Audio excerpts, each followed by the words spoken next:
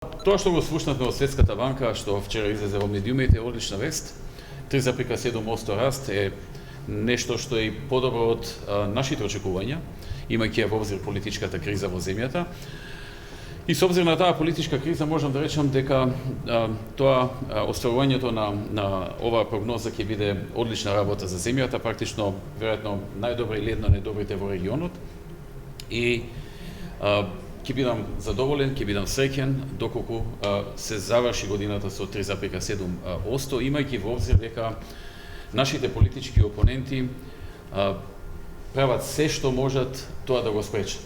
Имаме политички опоненти кои што со нас не се борат на начин да се надпреваруваат со идеи, со дела, со начини како да се решат проблемите, туку обратно се надпреваруваат со тоа што ќе не закочат, со политички кризи, со други кризи што ги создаваат, да се намали економскиот раст, да се стопираат одредени реформи, некои закони што подоцна ако може да се изгласат во парламентот. Значи имаме еден крајно деструктивен политички противник кој што граѓаните добро го чувствуваат во изминатите година и пол, кои што се обидуваат да ја влечат земјата надолу, наместо со своите идеи што ќе ги промовираат да ја влечат нанапред.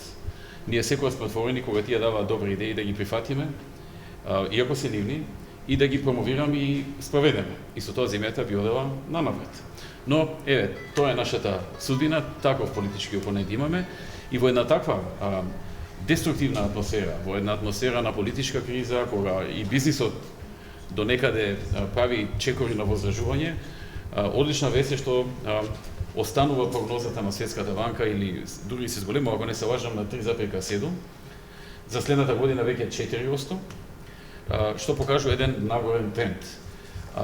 Факт е дека политичката криза има одредено негативно влијание на економијата, меѓутоа факт е исто така дека економијата и економските мерки што беа превземени од владата и што се преземаат, даваат отпор, односно го ограничуваат тоа негативно влијание, да не биде преголемо, да не дојде до драстичен пад на економијата, и тоа не е лесна задача.